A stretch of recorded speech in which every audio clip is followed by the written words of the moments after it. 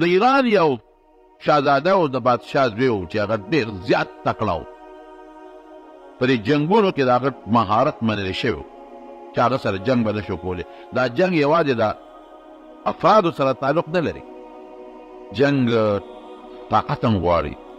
جنګ اسباب او وسله هم غواړي، خو جنګ یو حکمت عملي هم غواړي، یو سوچ او فکر هم غواړي. یو سړي سره به ډېره وسله او یو سړي سره به ډېر کسان وي، خو د هغه طریقه به غلطه ماتې به موني.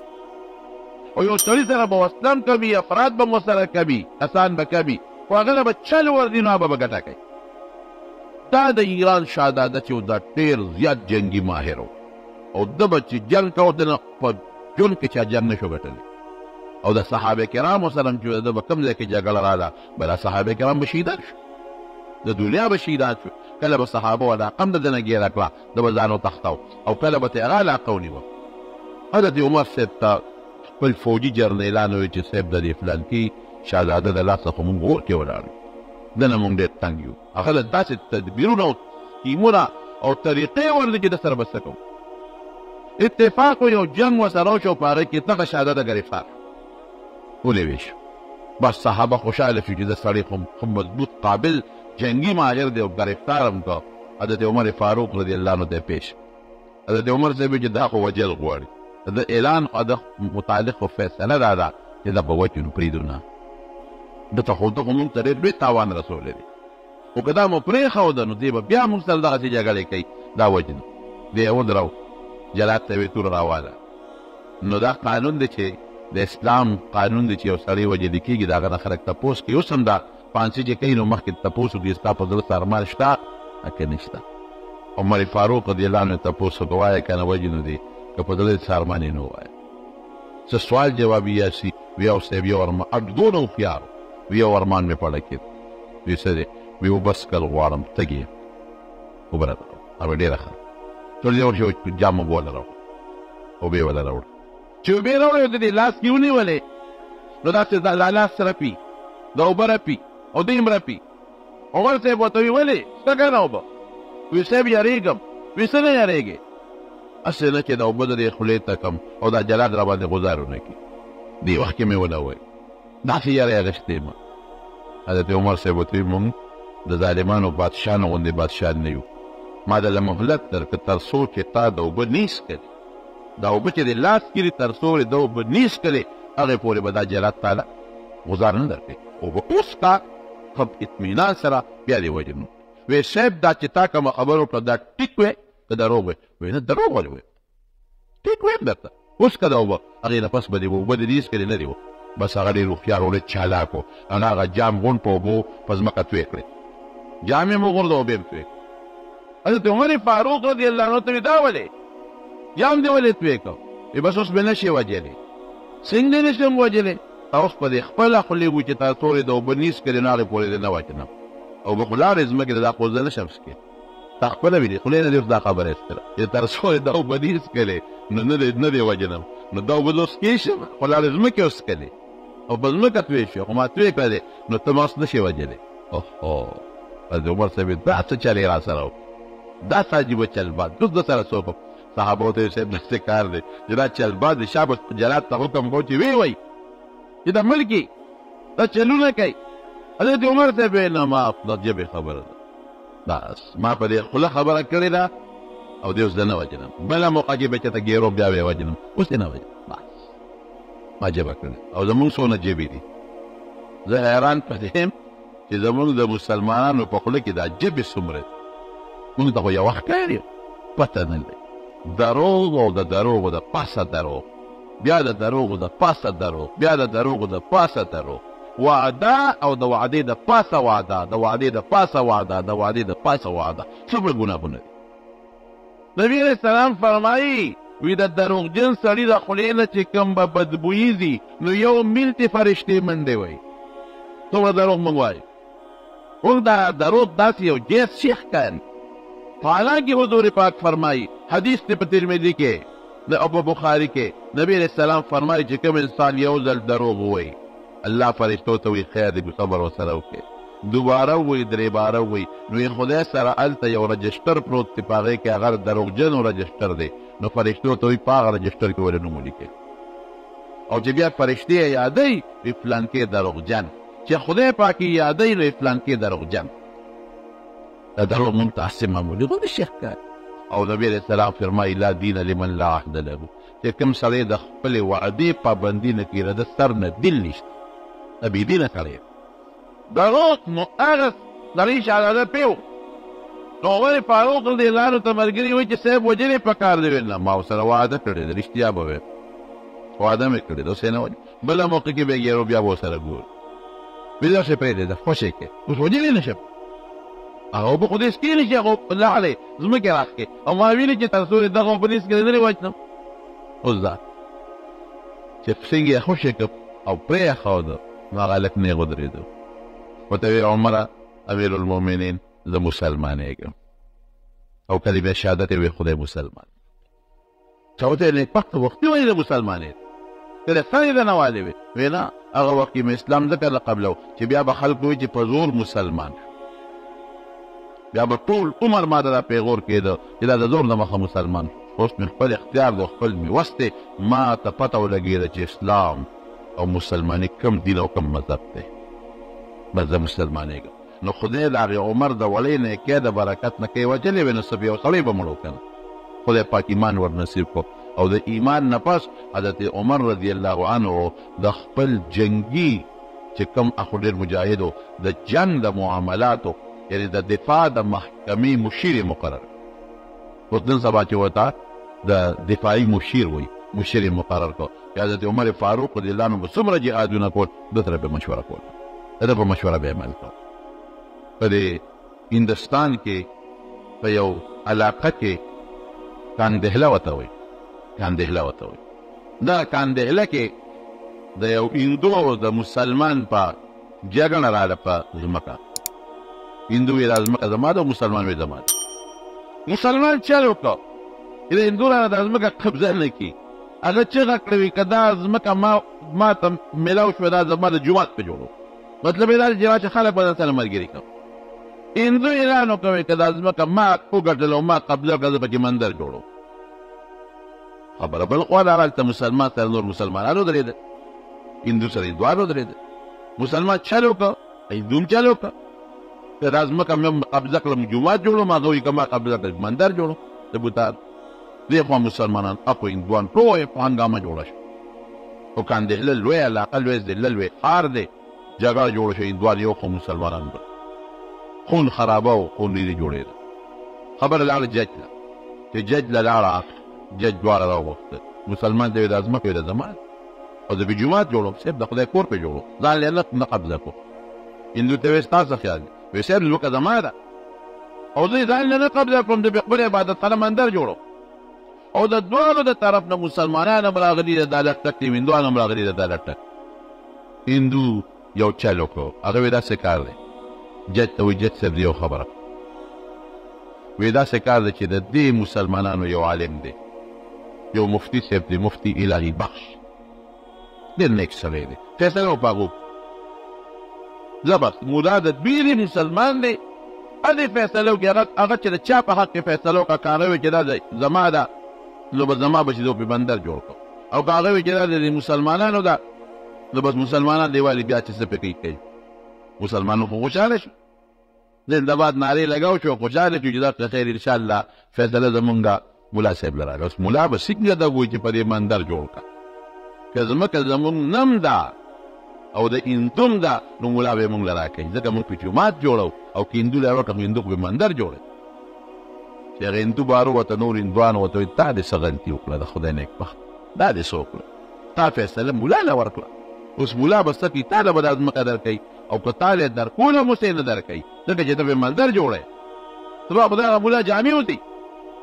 ټول خلک به ورته وایي چې ښه ځمکه د هندو بل تا ولې ورکوله به مندر جوړی اوس مونږ په جومات جوړو هغه هندو وایي چې یاره سړی ما ته نیک غوندې سړی ښکاره شو نو او جنګ جوړېده د هندوانو او د مسلمانانو جنګ جوړېده د قومیت جنګ جوړېده د مذهب جنګ جوړېده نو ما جنګ ختمولو دپاره دا سړی د الهي بخش چې دی مولانا صاحب ډېر نیک سړی دی نو ما په دې وجه هغه ته خبره وسپارله او جج د دواړو نه لیکل واخیسته ججم هندو ججم مسلمان نو هندو خیر د هندوانو ډېر زیات ملامت هغه چې غلطي دې وکړه اوس دله قطعا نه درکړي دې نه ښه دا وه چې ورته ویلي چې د مسلمانانو شوه ته اوس به دله څنګه درکړي ته به منظر جوړوې نو دا خو د هغه نوم بدنامېږي جج پکې تاریخ کې هغه تاریخ له بیا د هندوان هم راغلل او مسلمانان هم راغلل مولانا صاحب چې مفتي الهي بخش رحمه الله هغه یې راوست جج ورته وایي دا سړي باندې ستا اعتماد دی او هندو ته وایي بیا اوسې وایي چې ده څه فیصله وکړه تا ته منظوري بس وایي جي بلکل چې ده څه وایي ما ته منظور مفتی الهي بخش جج ته وایي چې صاحب دا ځمکه د دې هندو ده دا د مسلمان ده د سپینګري ما ته پته ده ما ته دا هر څه معلوم دی زموږ دا مسلمان په غلطه دا د دې هندو ده جج ورته وایي چې مولانا صاحب دا چې د ده شوه خو دې به مندر جوړوي وی د ځمکه ده خو ښه ده که مندر پې جوړوي او که کور پې جوړوي دی که څه دي زمونږ خو نه ده چې موږ یې په زور نیسي که زمونږ د مسلمانانو او زمونږ یې په زور نیوله بیا به موږ جګړه کوله ما ته پته دروغ ولې وویل دروغ نه وایم ما ته د مشرانو نه معلومه ده او زما تر نور ټولو کې زه مشر یم زه سپین ږیری ما زما ژوند د دې ټولو نه زیات دی عمر زیات دی ما ته پته ده چې دا د هندو ده او د هندو ځمکه ده نو لږ مندرونه هندوانو په خپلو ځمکو کې جوړ کړي دي دا چې خپل ملک دی د ځمکه ده که یې مندر پې جوړوي او کار چې دا خبره یې وکړه جج فیصله ولیکله ناشنا فیصله جج ولیکله دا انډیا د تاریخ داسې فیصله ده چې نن د ټول انډیا د قانون او د تاریخ سنهري الفاظ دي جج ولیکل جج ولیکل چې مسلمان ہار گیا اور اسلام جیت گیا مسلمان خو بیلا لکه چې په غلطو خو اسلام وګټل اسلام رښتیا ووایي اسلام جګړه ختمه کړه رښتیا وي اسلام وایي چې رښتیا وایه که غزار په تا راځي او که ستا په پلار راځي او که په رور دې راځي او که په مسلمان راځي نو مسلمان بیله خو اسلام وګټله خبره یې رښتیا وکړه پرداري ونه کړه ظلم یې ونه کړه دا ظلم دی چې په دروغه بل لګوی کوي دا ظلم دی چې په دروغه نه بل لپاره خبره کوي اسلام وګټله مسلمان بیله او اسلام وګټله چې دا خبره وکړله هغه هندو پاسې وی صاحب یو خبره ده کوم ادا وی دا ځمکه زما شوه وی دا ځمکه ما دې مسلمانانو ته وقف کړو په دې دوی جومات جوړ اسلام داسې مذهب لکه د دې مولانا الهي بخش چې دی زه نن په دې عدالت کې کلمې طیبه وایم د اسلام راوړو مسلمانۍ او د هغې هندو سره چې څومره ملګري په عدالت کې ولاړو ټول خو د مسلمانانو دا اسلام دا دین دی دا مذهب نن سبا چې د مسلمان خبرو ته خلک ګوري نو شته ایمان پرېږدي د مسلمان چال ته چې خلک ګوري نو شته ایمان ورپسې پرېږدي ابا داسې مسلمانانو چې جامې ته به دې کتل نه ته به مسلمانې دی د هغې شکل ته به دې کتل نو ته به مسلمانې دی د هغې کردار ته به کافر وکتل نو کافر به مسلمانې دی نیکي چې ده که نه هغه نیکي وکړه او رښتیا خبره یې وکړه سچ رښتیا خبره پروردګار څومره فایده ورکړه دومره فایده وله رب العالمین ورکړه چې ځمکه واپس جومات نه راله هندو مسلمان شو کاندهله کې لوی قوم دی هندوانو خدای مسلمانان یو ډېر لوی خبره یو ډېر لوی عالم تېر شوی دی د دارالعلوم دیوبند د دارالعلوم دیوبند مدرس مولانا لطف الله سهارنپوري سهارنپور هم په انډیا کې یو لویه ضلع ده او لویه علاقه ده د دارالعلوم دیوبند مدرس دی نو رښتیا خبره چې یو سړی په دارالعلوم دیوبند کې مدرس پاتې شي نو بس هغه نه به لوی سړی بل څوک وي دیوبند نه خو خدای تاسو ته ما ویلو ډېر لوی کار اخیستی مولانا لطف الله سهارنپوري چېرته رشته دارانو کې واده و زنانې هغه واده له بوتلې اچھا پخوا زموږ په دې وطن کې یو کله دا ښځه واده شوه که نه او مور تله پلار کره به تله نو ټانګه کې به یې شاته کېنوله او څادر به یې ورته ته و داسې ده که نه او مخې ته به یې وله د هغه کوچوال دغه چې کوم منځ کې سیټ دی نو په دې کې به یې پرده وتړله چې د مخکې نه هم چاته نه ښکاري داسې عجیبه دور مونږ لیدلی دی شا طرف هم پرده وه چې شا طرف هم څوک دا ناوې ونه ویني حالانکې ناوې به د غومبیر به د ناوې نه وه درې څلور پنځه به تېره شوي عمر به یې په عمر وسپوله عمر اوس به لومبی وسکوي عمر ورته ځکه وایي چې دا به یې په عمر وسپوله بس وداره شاته به یې وله ښه مضبوط څادر وتړله چې پر یې ناوې د چا نظر ونه لګي په منځ کې به یې ورته څادر راښکه اوس خو لا تلي دي چې ناوې د مټه نیسې او زه موټر ته خېږم ولې زما خپې چا تړلي دي څه اخواشه په خپله ټقار کوي او د کور نه روزي او موټر ته خېږي. حیا چې څنګه د سړو د سترګو نه ختمه شوه دغه رنګې حیا د ښځو د سترګو نه هم ختمه شوه او حیا ډېر لوی شی. الحیاء نصف الایمان اذا لم تستحي فاصنع ما شئت. حیا د ایمان نښه ده. خدای زموږ نه حیا نه لرې کوي. نو هغه ټانګه ولې ونیوله او ټانګه کې دغه څادرونه د یې ځاپېره تاو کړل. زنانه خو چې واده لري جامې اچوي کالیګان اچوي والې او ګوتې موتې په لاره ځي اوس ټانګه روانه ده. یو کوچوان دی او یو ورسره مولانا صاحب مخکې ناست دی. مولانا صاحب خو مخکې ناست دی او کوچوان هم ناست دی او زنانه ور په هغه پرده کې پټې روان ځکه د علماو د کور د مریانو د کور زنانه دي. لار کې ډاکوانو ټانګه ګیره په ټانګې سوي و چې وکتل چې کوچوان د کوچوان په کیسه خو اسم کلی باندې خلک بوځي او یو سپین ږیری دی. هغه دی بابا راکوشه چې څنګه یې راکوس کړه وایي دا چېرته روان یې؟ خو رښتیا خبر دی واده ده چې زنانه یې ټولې راکوزې کړه. ډاکوان ورسره هغه زمانه کې چې څه وسله وه تورې او یا څه ټوپک تماچې دونه لرې خبره هم نه ده هر څه چې ورسره وایي ټول شا به راکوس کړه او شارځی دی څوک شته هم نه. ویې صاحب غرض دې څه دی؟ وایي غرض هم دا دی چې موږ ستا د دې زنانو ایاملو پیسې هم ته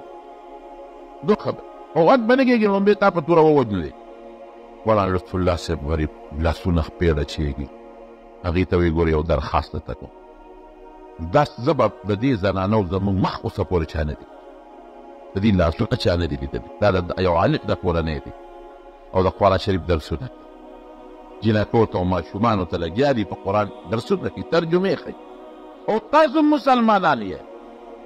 نو د خدای د خاطر او د قرآن د خاطر زما د دې بچو د دې خویندو او د دې لوڼو حیا وساتئ. او خبره د مال ده زه سره وعده کوم چې دوی سره څومره کالي دي دې ته راغونډوم او درکوم او د خدای دپاره دا د قرآن استادان دي د خدای دپاره دا د پیغمبر د دین استادان دي او خلکو تعلیم در او بعضه برباخي او ډېرو خلکو ته د فایده رسي. نو د خدای دپاره دي خو چا لمنه مو څه پوره نه لیدلی او ګوره ماتې پرده تاو کړې ده او واده لی بوځم نو د خدای خاطر وکړئ ایه مالی او باقي چې څومره مال دې زه یې ترې راغونډوم او ټول درله او یو ډاکو پکې داسې هر قسمه ښه یارې غوندې واغېشته هغه ویده به ټیک وه ورته څه وایو نه خو چې بابا ګورې چې یو شی هم دنه پاتې نه شي وي یو شی به هم نه پاتې کېږي.